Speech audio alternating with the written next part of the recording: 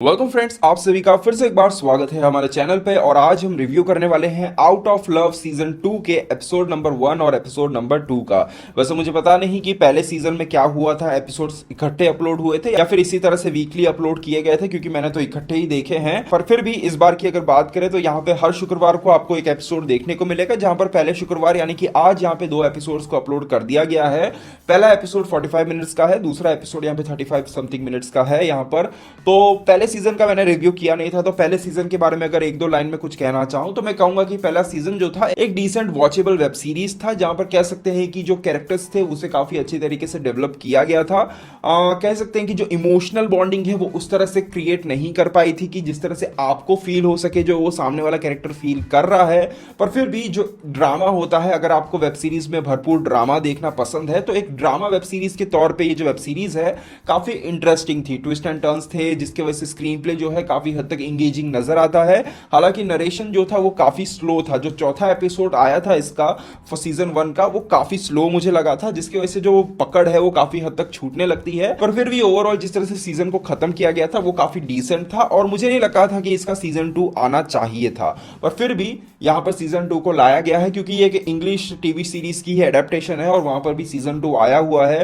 तो यहां पर इन्होंने भी सीजन 2 को लाने की कोशिश की गई है। और सीजन 2 के दोनों एपिसोड्स के बारे में अगर मैं बात करूं तो यहां पर अभी तक उतना ही हुआ है जितना आपने ट्रेलर में देखा होगा।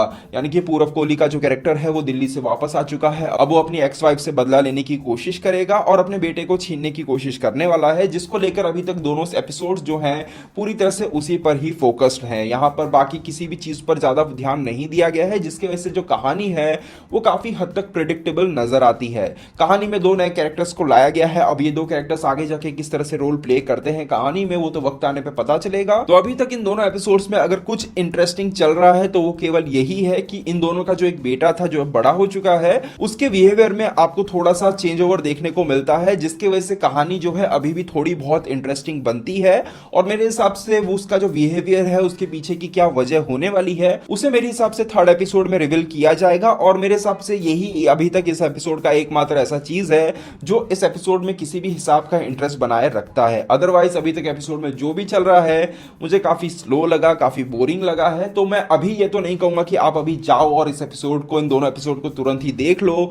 मैं कहूंगा कि तीसरे एपिसोड को आने दो। तीसरे एपिसोड में अगर ऐसा बहुत कुछ अच्छा होता है, कैरेक्टर में कुछ नयापन देखने को मिलता है या फिर कुछ और अच्छा ड्रामा देखने को मिलता है, तो मेरे हिसाब से बाद में जाकर इसे रिकमेंड किया जाएगा। अदरवाइज अभी तो ऐसा कुछ भी नहीं हुआ है। आपको इन दोनों एपिसोड को जाकर देखना चाहिए। और परफॉर्मेंस की भी बात करें तो यहाँ पर आपको रसिका दुग्गल और यहाँ पे पूरब कोहली के अलावा किसी के भी कैरेक्टर में ज्यादा काम देखने को नहीं मिलेगा, और इन दोनों ने अपने काम को काफी अच्छी तरीके से निभाया है। तो ये था मेरा ओपिनियन इस वेब सीरीज के दोनों एपिसोड को लेकर। अगर आपने इन दोनों एपिसोड्स को देख लिया है तो आपको क्या लगता है आने वाले एपिसोड में क्या हो सकता है, आप मुझे कमेंट बॉक्स में बता सकते हैं। तो दोस्तों मिलते हैं हमारे अगले वीडियो में, तब तक के लिए बाय बाय, टेक केयर।